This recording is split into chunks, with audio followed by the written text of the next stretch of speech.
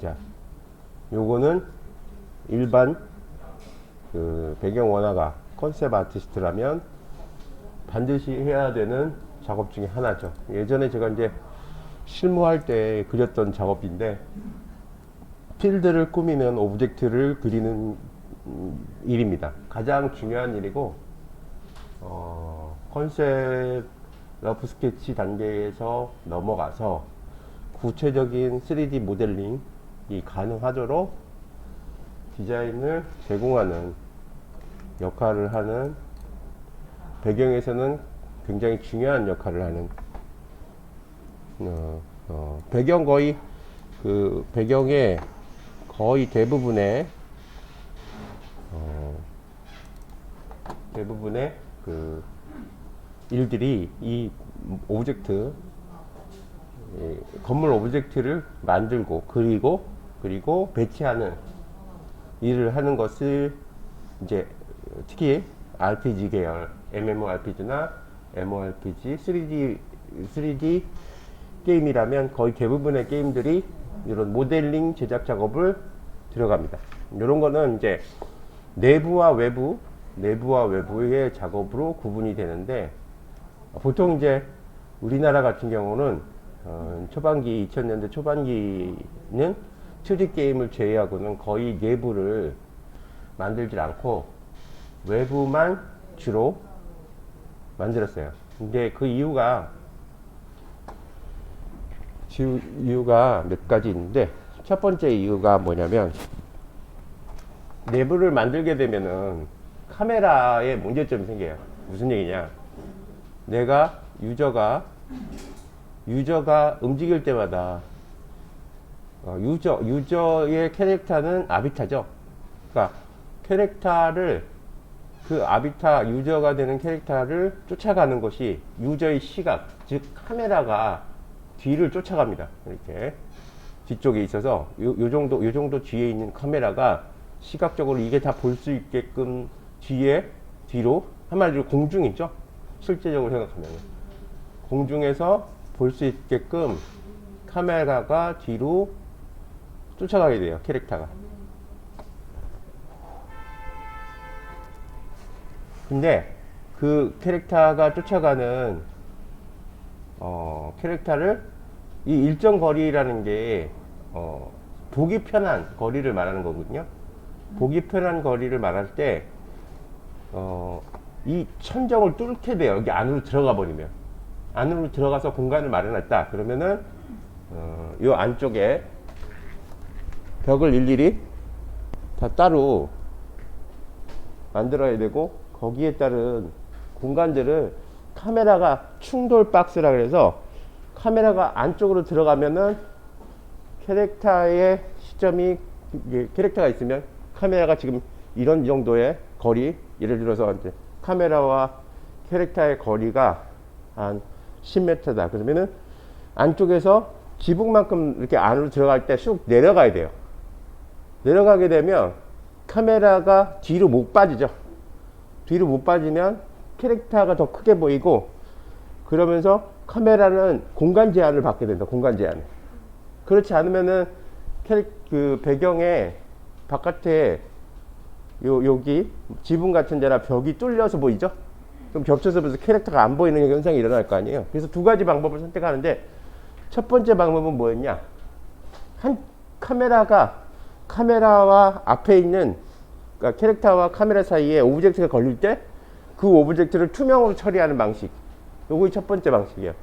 그렇게 하면 캐릭터는 카메라를 쫓아갈 때 이 카메라와 캐릭터 거리가 가깝게 줄어들지 않아도 되는 편리한 점이 있죠. 그 대신 카메라 수학적으로 오브젝트를, 캐릭터와 카메라 사이에 어떤 오브젝트가 나와도 투명 처리가 되도록 하기 때문에 구조상으로, 그러니까 약점이 보일 수가 있어요.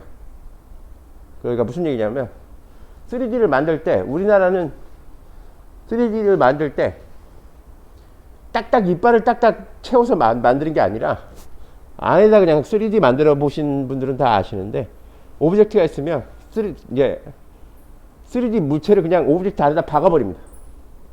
박아버리면 바깥에서는 잘 안 보이는데 안쪽에서는 이만큼 튀어나와 있어요. 들어가 있어요. 그러면은 그 안쪽에 들어가 있는 거를 바깥쪽에 있으면은 투명이 아니면은 전혀 상관없이 그게 전혀 상관이 없는데 그게 투명으로 보인다. 그러면 안쪽에 있는 그 때려 박은 오브젝트, 예를 들어서 기둥을 하나 그 위에다가 여기 뭐야 집 위에다가 때려 박았다. 그러면 거기 안으로 그냥 깊숙이 박아 놓은 오브젝트 이렇게 모델링 들어가는 부분이 노출이 됩니다. 그럼 굉장히 조금 조잡해 보여요. 근데 기본적으로 필드에 배치하는 방법조차도 사실은 일본식은 이제 모델링하고 모델링 사이에 틈없이 딱딱딱 이빨을 맞추는 방식인데 한국은 예전부터 그런 방식이 아니었어요. 모델러들이 그러니까 시스템 거의 상관없이 그냥 모델링 하고 싶은 대로 한 거예요. 그러다 보니까 그렇게 놓으면은 결국은 투명 처리하면은 그 씹혀서 튀어나온 부분까지 다 비치니까 굉장히 지저분해 보이고 투명 처리한 의미가 없었어요. 사실은 근데 투명 처리를 해줘야 카메라하고 캐릭터 거리가 유지돼서 유저가 그 갑갑함을 못 느끼는데 그걸 그래서 생각해낸 게 뭐냐? 그 저번 주에 이제 시험 그 요약했을 때도 얘기했지만 충돌 박스라는 캐릭터가 가지 못하는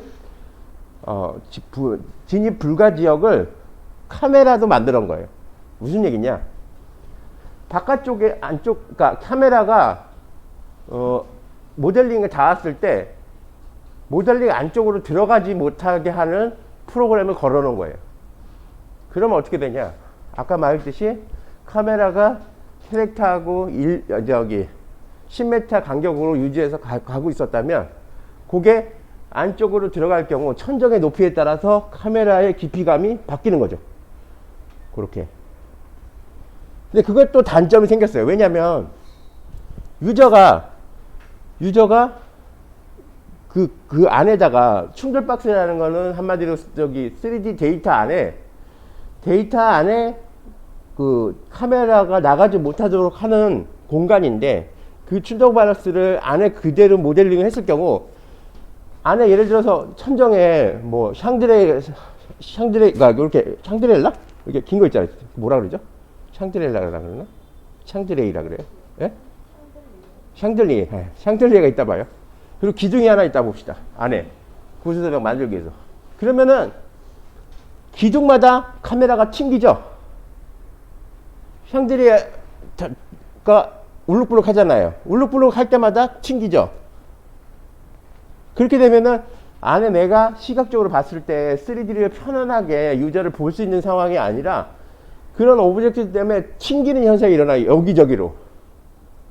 그래서 어떤 식으로 하냐면 결국은 그 오브젝트 이외의 공간을 투명 박스로 만들어 놓고 튕기지 않는 투명 박스를 다시 설정하는 거예요.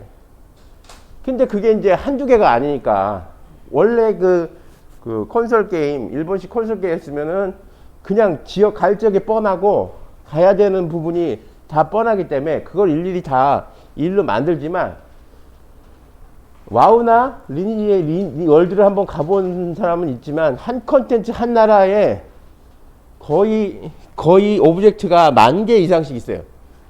그거를 충돌 박스들을 다 일일이 하나씩 만들어야 된다면 그것도 굉장히 노가다가 되는 거죠. 생 노가다. 그래서 그런 부분에 있어서 그러니까 선택한 것이 우리나라의 MMORPG나 RPG, 3D 게임의 RPG가 선택한 것이 특히 필요한 지역만, 예를 들어서 성, 전초기지, 특히 퀘스트에 가장 필요하다고 생각하는 지역 외에는 내부 구조를 안 만든 겁니다. 내부 구조를 다 생략해버리고 외부 구조만 디자인하는 성향이 생겨버렸어요. 그래서 일부 그 마을이나 성 들어가 보면 성 안쪽에 보면은 뭐 길드도 있고 저기 뭐야 아이템 상점도 있고 웬만한 건 들어갈 수 있게끔 처리하는데 그것도 이제 트렌드가 변경된 게 그게 2014년, 13년까지 그 시스템이 유지돼 오다가 14년 넘어가면서 스마트폰이 보급이 되니까 내가 여태까지 만들었던 용량에서 3분의 1로 줄여야 돼요.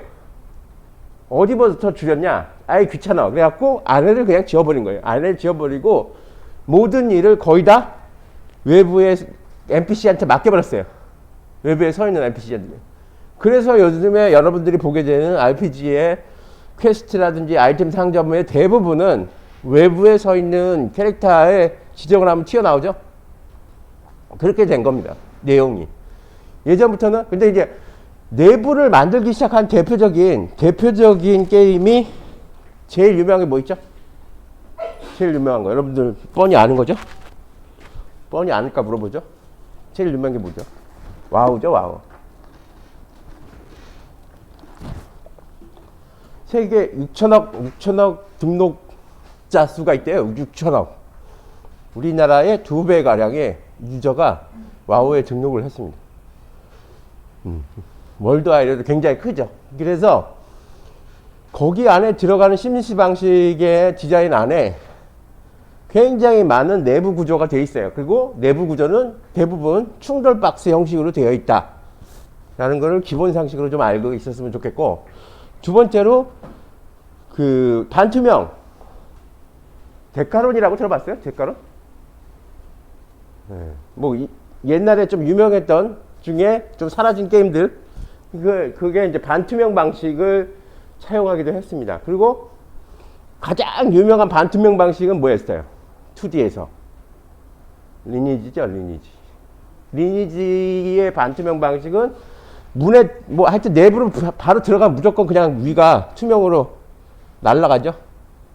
예, 그런 식으로 바뀌는 내부 구조에 대한 얘기가 있어요. 자, 디자인을 그러면 어떤 형식으로 갈지 한번 얘기를 해보겠습니다. 자, 그런 기본 얘기가 있고, 두 번째 내부죠. 요게 이제 내부 구조, 외부 구조. 자, 이거는 내부 구조를 상상을 하고 디자인을 같이 한 거죠. 여기 보시는 것처럼 내부 위치랑 여기 캐릭터 위치에 맞춰서 내부 구조라든지 공간을 상상하고 배치를 시켰어요. 그래서 어느 정도 들어갈지, 내부에 식탁의 비례라든지 내부 계단이라든지 방향 같은 것도 다 일일이 잡아놨습니다. 여기 바텐까지 다 이렇게 잡아놨어요. 이건 뭐 이거 잡을 때 어떤 참고를 보고 했다기보다는 하도 많이 그려갖고 그냥 손에서 나왔다 그래야 되나? 여러분들 이제 많이 그리게 되면 그런 게 돼요. 자, 그런 식으로 만들어 놓은 이제 이 필드의 오브젝트 한 덩어리 한번 보셨고, 두 번째로 아이템 상점의 아이디어. 네. 아이템 상점을 그릴 때 메인이 되는 오브젝트에 우리 이제 길거리 그 유흥가를 이렇게 가게 되면은 간판들 있잖아요. 간판. 네? 간판을 있고 우리는 그 간판을 어떤 상징의 표시처럼, 예를 들어서 노래방 가고 싶다. 그럼 노래방 간판을 찾죠? 길거리에서, 만약에 뭐 우리 유흥가 길거리에서 술을 한 잔 마시고 싶다. 그러면은 맥주라든지 소주라든지 뭐 이게 종목별로 눈에 확확 들어오는 단어랑 간판들이 이끄는 거기 표시에 따라서 사람들은 움직이게 되어 있거든요. 그거랑 똑같습니다. RPG도 자, 요게 지금 자, 여기 보시면 여기 구슬이 돼 있죠? 마법에 대한 그러니까 아이템, 약물 아이템 위주로, 마법의 버프에 관련된 아이템을 위주로 하기 위해서 여기를 강조해 줬어요. 여기를. 요거 하나를 강조를 해주는 것은, 그러니까 강조를 해준다는 것은 한마디로 디테일하게 그리고 뭐 이렇게 굉장히 화려하게 그린다고 해서 꼭 강조가 되는 것은 아닙니다. 오브젝트가 실제적인 오브젝트와 비정형 오브젝트가 만나면 그 비정형 오브젝트가 강조가 돼요. 실제적인 오브젝트에 비정형 오브젝트가 합쳐져서 그 비정형 오브젝트를 굉장히 그러니까 눈에 띄게 해줍니다. 그래서 이거를 이제 데포르메라는 방식인데, 데포르메를 해주면 요만한 뭐 이렇게 예를 들어서 이거를 물약의 아이템 상점이다. 그런데 속된 말로 여기다 아이템 상점이라고 간판을 할 수는 없는 거잖아요. 그러면은 생각하는 게 뭐가 있겠어요? 뭐 이렇게 거기에 바깥에 할 만한 게 예를 들어서 뭐 주렁주렁한 뭐 약품 용기라든지 이런 거를 첫 번째 발상 그걸 생각하겠죠? 주위에 이렇게 뭐 약품 넣는 그릇이라든지 뭐 이런 거 생각하잖아요. 근데 딱 한 번 더 생각하면은 그게 그걸 다 만들었다고 칩시다. 그럼 만들면은 그 만드는 게 효과를 물론 낼 수도 있지만 조잡해 보일 수도 있어요. 만들어 놓은 것이 효과를 보일 때와 조잡해 둔 양립이 존재합니다. 모든 것이. 그랬을 때 데이터를 고려해서 강조하는 방식을 이런 식으로 말도 안 되게 크게 만든 거를 실질적인 대비되는, 예를 들어서 이런 북 같은 거는 여러분들이 머리 인식상으로 내 몸보다 크지 않는다는 인식이 모두 다 있어요. 네? 북은 그러니까 북 크기를 뭐 무한정 크게 못 하잖아요. 네? 자기 몸에서 제일 많이 커봤자 뭐 1.5배나 자기 몸 크기가 제일 큰 북이고 나머지는 그렇게 크지 않다라는 게 있죠. 그러니까 자기 이미지, 인간이 생각하고 있는 이미지의 크기에 맞는 이미지를 비정형 물체와 합치면 대비가 되는 겁니다. 대비가 되면서 강조가 되고 거기에 따른 지시 효과가 나옵니다. 지시 효과. 아, 이게 뭘까? 그러면 사람들이 머릿속에 요거는 그 아이템을 파는 상점이구나 라고 생각을 하게 돼요. 그런 식의 강조해주는 효과를 말합니다. 자, 위에를 볼까요? 이것도 이제 강화라는 테마로 이제 아이템 상점을 만들었을 때, 자, 위에 거는 일반적인 아이템 상점이에요. 아까 말했던 일반적인. 그냥 생각해 봤을 때 여기에 아이템을 판다. 짜잘한 오브젝트가 들어가죠. 거기에 아이템 요런 식의 오브젝트가 들어가고 뭐 창고 형식의 뭐 물건들이 있고 뭐 이런 항아리도 있고 이런 것들이 꾸며서 하나의 오브젝트를 형성을 합니다. 그러면 디테일로 봤을 때는 이게 제일 디테일이 있지만 이게 눈에 들어올까요? 그렇게 눈에 들어온다고 할 수는 없어요. 그냥 일반적인 건물 중에서 아이템 상점이 있다 정도로만 생각한다고요. 그러니까 머릿속에 기억이 안 남아요. 일반적인. 그러니까 광화문에 이순신 장군의 동상이 있으니까 사람들이 광화문 하면 이순신 동상 연상자국경이 같이 다죠. 근데 외부 다른 지역을 가보면 그러한 특징을 가진 동상이 없기 때문에 불특정 지역을 상상할 때, 인간이 그거를 기억해낼 때 특정 이미지를 잡아놓고 그 이미지를 기억시킬 때, 그 장소를 기억시킬 때 가장 빠르고 정확하게 기억을 합니다. 인간 같은 경우는. 근데 이런 식으로 보통 이렇게 잡으면 아이템 상점이 오토가 아닌 이상 찾아가기 힘들어요. 근데 여러분들도 아시다시피 오토 시스템이 나오기 시작한 게 2013년? 4년 온라인 게임이 한참 사그러들고 스마트 게임이 나왔을 때 이 아이템 상점에 관련된 뭐라 그러죠? 데포르메 같은 것들이 점점 사라지고 있었어요. 모든 걸 NPC가 처리하는 방식으로 넘어가고, 그러면서 제작 방식도 굉장히 달라지기 시작한 거죠. 거기서부터 제일 달라지면서 굉장히 단순화되고 텍스처화되는 현상이 일어나기 시작합니다. 그런 것들이. 예.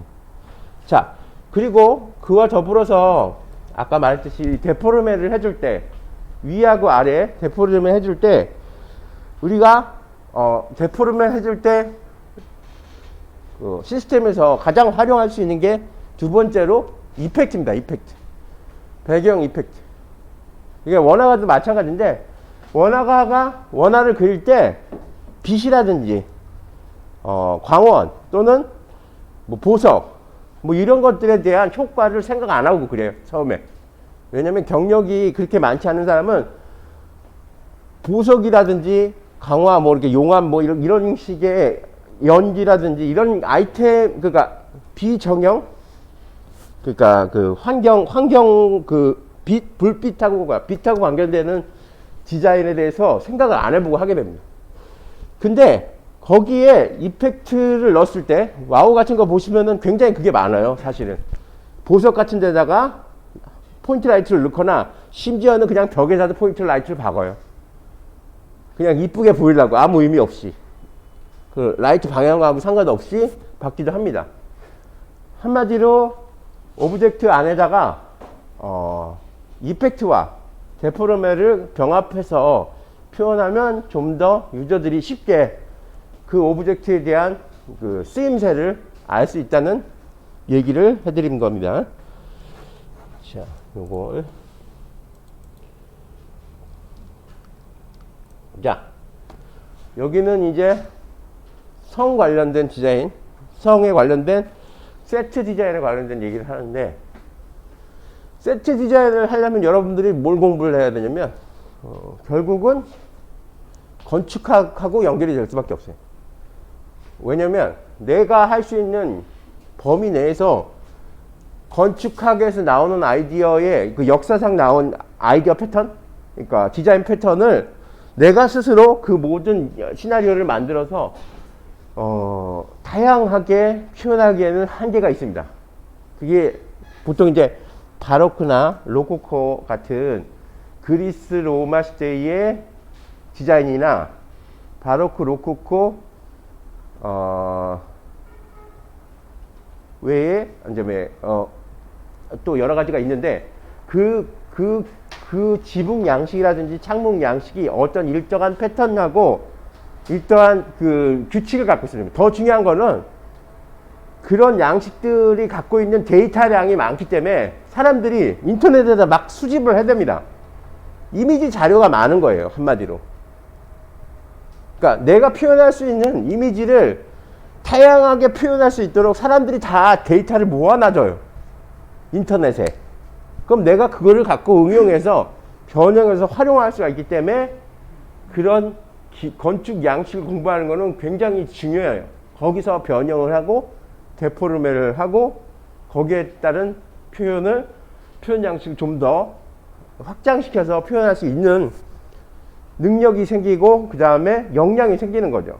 그 무작정 나는 판타지니까 판타지식으로 이렇게 뭐 지붕에 이렇게 생겨갖고 내가 옛날에 봤던 거 이런 식이야 뭐 이러면서 대충 그린다 그래서 자, 그 사람이 어떤 한 월드를 꾸며야 될 때, 그러니까 AD를 또는 뭐 아트 디렉터가 됐다. 한 월드를 꾸며야 되는데 그런 하나하나의 디자인만 갖고 그 다양한 나라의 특색이라든지 예를 들어서 동서양의 특색이라든지 아니면 추운 곳, 더운 곳에 대한 각 지방의 특색이라든지 이런 것들을 전혀 모르는데 나라를 구분할 수가 없잖아요, 나중에 되면.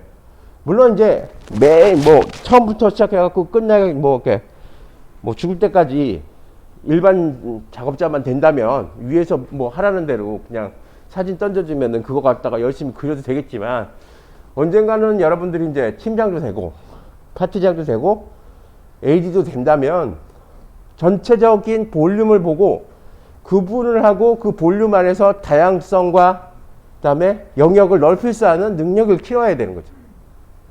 그렇게 됐을 때는 결국은 여러분들에게 소양이라는 것이 필요한데 소양은 어디서 나오냐면 결국은 건축학이라든지 이런 것들에서 기본 지식이 본 게 있어야 그릴 거 아니에요. 예? 본 게 없는데 그려지지는 않죠. 그래서 건축학 관련된 거를 많이 뭐 읽을 것까지는 필요 없는데 많이 보고 자료를 정리하고 수집할 필요는 있다고 봅니다. 자, 그거를 저도 이제 현역 시절에 기본적인 그런 기본적인 개념의 이건 제가 아트 디렉터 할 때 만든 거라서 전체적인 스타일까지 통합해 갖고 관리를 했기 때문에 성은 이 스타일로 간다 그러면 이 스타일에서 대한 레퍼런스를 쭉 뿌려줬어요. 뿌려지고 스타일을 보시면 알겠지만 스타일을 맞춰 놨습니다. 이렇게 해갖고 일반 건물의 디자인 양식에서 이렇게 보시면은 위하고 아래하고 스타일이 맞죠?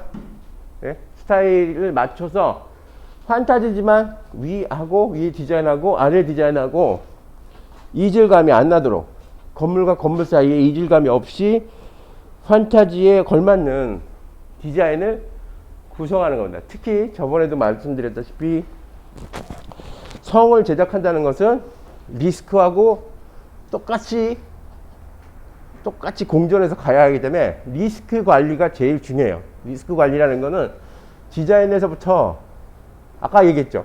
아이템 상점을 생각할 때 특징과 데포르메를 잡고 효과를 주는 것과 그냥 무작정 오브젝트를 모아서 효과를 주는 것과 두 가지가 있다면 특징과 데포르메라는 특징과 강조를 해서 데이터량을 쥐어주는 방식을 훈련을 해야 된다는 거죠. 그러기 위해서는 방대한 지역의 성을 만들 때 똑같이 텍스처로 사용해서 밀어버릴 수 있는 공간, 그리고 오브젝트를 꼭 필요하게 넣어야 되는 공간들을 여러분들이 구분을 할 수 있어야 된다는 거죠. 그리고 코피 방식이 있는데 이제 배경을 하게 되면 이제 복사 방식이 두 가지가 있어요. 오브젝트 복사 방식하고 디스턴스 복사 방식이라 해서 오브젝트의 특성만 가져가는 똑같은 복사인데 그거를 하나의 개념으로 쓰는 게 아니라 그러니까 두 개가 보이는데 그러니까 그냥 복사는 데이터 자체가 두 개가 존재하는 게 두 개가 복사예요. 근데 디스턴스 복사는 두 개가 눈에 보이는데 그게 두 개가 아니라 하나의 데이터인데 하나의 데이터를 두 개를 출력하는 복사 방식이 두 가지가 있습니다. 그래서 복사를 해서 처리할 수 있는 다양한 방식의 효과 중에서 그런 엔진에 사용되는 복사 방식에 대한 공부도 좀 해야 된다고 보죠. 예. 그리고 차별화된 원화를 그리기 위해서는 어떤 것을 해야 되냐? 비정형화된 것을 정형화시킬 줄 아는 능력이 제일 큽니다. 비정형화된 것을 정형화시키는 뭐냐면 제가 이거 그릴 때 자를 한 번도 안 썼어요. 저 위에도 그렇고 지금 여기서 자 쓴 건 하나도 없습니다. 제가 그릴 때는 자 자체를 안 썼어요. 근데 파스가 솔직히 얘기해서 하나도 안 틀리거든요. 그거는 연습에 의해서도 되겠지만 사실은 정형화된 거를 비정형화된 라인을 반복해서 사용해요. 반복해서 사용하고 반복해서 사용함으로써 마치 정형화된 것처럼 보이게 해주는 현상을 일으키는 거죠. 그래서 저는 스케치할 때 한 번도 자를 쓴 적이 없습니다. 현역 시절에. 자 자체를 쓴 적도 없어요. 올가미도 안 썼을 겁니다. 예. 자 자체는 전부 안 써도 형태나 비례가 틀리지 않게 할 수 있다는 거. 그런 것도 생각해 보셨으면 좋겠네요. 예. 자, 그래서 두 번째, 아이템 상점. 마케팅이 가능한 아이템 상점. 자, 외부의 아이템 상점하고 이 내부의 아이템 상점은 스케일이라든지 디테일이 많이 다릅니다. 들어가는 오브젝트 양이라든지 꾸며지는 면적이라든지 텍스처의 모양 또는 디테일의 양들이 외부랑 차별화된 이미지를 머리에 두고 제작할 필요가 있어요. 굉장히 작은 부분에 여기 보시면은 막 이렇게 무늬를 이렇게 그렸죠. 요거는 금장 형식의 디자인을 쓰겠다라는 의도로 그린 겁니다. 이렇게. 그러니까 스케치 할 지점에도, 그러니까 구성할 때도 어떠한 면을 어떠한 그 재질로 갈지도 머릿속에 두고 진행하는 것이 좋다고 봅니다. 네. 그리고 길의 구성이죠. 길의 구성. 여러분들 이제 고가 아파트, 저렴한 아파트일수록 다 사각형이에요. 사각형. 이렇게 딱딱 잘 잰 듯이 사각형으로 나옵니다. 왜냐하면 그게 제일 제작비가 적게 들어요. 고가로 갔으면 어떻게 되냐면 굉장히 곡선이 많아져요. 굉장히. 그 일본에 굉장히 유명한 건축 디자이너가 하나 있는데, 저기 소호라는 중국의 대형 그 아파트가 아니라 저기 사무실 건물을 만들었는데, 그냥 이렇게 건물이 직선이 하나도 없어요. 쫙 이렇게 건물이 정말, 그 007 시리즈에서 영화에서 한번 나왔는데, 거기서 제가 한번 근무했거든요. 그러니까 길에 이렇게 무슨 외계 생물처럼 이렇게 마치 그 무슨 그 외계에서 온 어떤 생물체, 영화에서 많이 나왔던 그런 이미지의 그런 것들이 이렇게 곡선으로 형태로 돼갖고 크게 되어 있는 건물이 있었습니다. 그게 이제 건축학에서 보면은 곡선이 많을수록 비례가 잡기도 힘들고 공간 따기가 힘들어요. 그 안에 공간을 다 따져야 되는데 필요 없는 공간이 많이 생겨버리는 거죠. 잘못 따면. 그래서 곡선을 함부로 딸 수가 없어요. 그래서 고급 디자인일수록 곡선에 대한 디자인 능력이 되게 높아져야 되는데, 그 아까 말씀드렸다시피 곡선을 무조건 쓴다고 좋은 게 아니라 비정형화된 선을 정형화시키는 훈련을 가져가는 게 중요하다라는 거죠. 예. 자, 여기서 두 번째.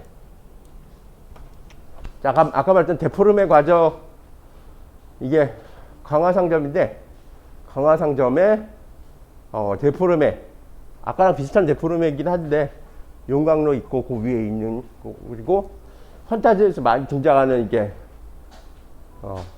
이렇게 많이 나오죠, 이런 거. 예. 자, 그리고 장식 관련돼서 신경을 좀 많이 썼어요. 어느 부분에 어떤 장식이 들어갈지에 대해서 굉장히 많이 신경을 썼습니다.